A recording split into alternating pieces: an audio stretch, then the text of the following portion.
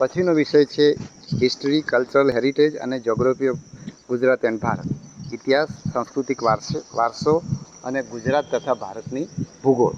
તો એમાં જે ઇતિહાસની અંદર જે એનસીઈઆરટીના 3 પુસ્તકો, જે જૂની એનસીઈઆરટી, અમે જ્યારે ભણતા હતા ત્યારે 11મા અને 12મા ધોરણની એનસીઈઆરટી યાદ આવતી, જેમાં એક પ્રાચીન ભારતનું પુસ્તક આવતું જે આર.એસ. શર્મા કરીને એના લેખક હતા. મધ્યકાલીન ભારતનું પુસ્તક હતું એનસીઈઆરટીનું, એના લેખક સતીશ શર્મા હતા. અને મોડર્ન ઇન્ડિયા એટલે કે આધુનિક ભારતનું જે પુસ્તક હતું એ બિપિનચંદ્ર નામના લેખકનું હતું. તો આ 3 પુસ્તકો એનસીઈઆરટીના સારા પુસ્તકો છે. અત્યારે પણ માર્કેટમાં એમેઝોનને એ બધા ઉપર મળતા હોય છે. તો એ પુસ્તકો તમને એટલા માટે હું સજેસ્ટ કરું છું કે એમાં ઇતિહાસ આખો ક્રમિક આપેલો છે.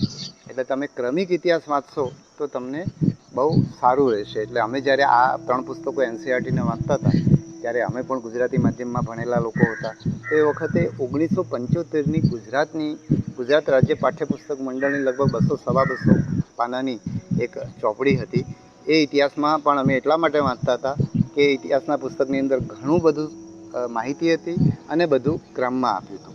એટલે એ પછીના જે અત્યારના એનસીઈઆરટીના પુસ્તકો છે એ પણ સારા હશે, પરંતુ અત્યારના પુસ્તકોમાં પહેલાં જેટલો ક્રમમાં બધી વસ્તુઓ દેખાતી નથી એવું મારી માન્યતા છે. જો કે મેં એટલો એનો ગહન અભ્યાસ નથી કર્યો, પણ ટૂંકમાં તમને એમાં એનસીઈઆરટીના પુસ્તકો અને જીસીઈઆરટીના પુસ્તકો ઉપયોગમાં આવશે.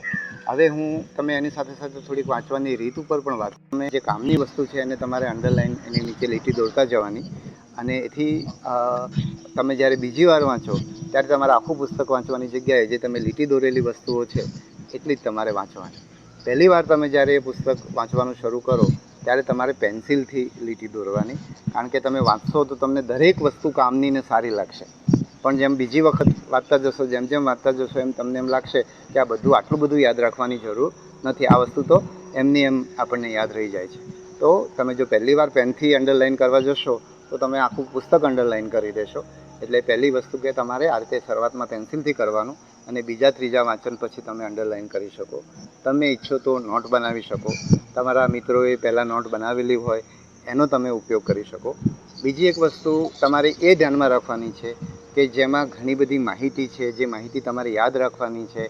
ઇવન તમારી જે સમજ આધારિત પ્રશ્નો હશે એના પાયાની અંદર પણ માહિતી તમને જેમ જેમ વધતી જશે એમ તમારી સમજ પણ વધતી જશે. એટલે જે માહિતી આધારિત છે એમાં તમારે પુનરાવર્તન ઝડપથી કરવું પડે.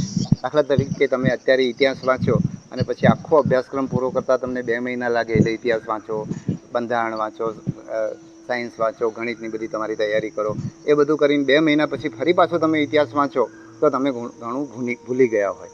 તો એક વિષય તમે જ્યારે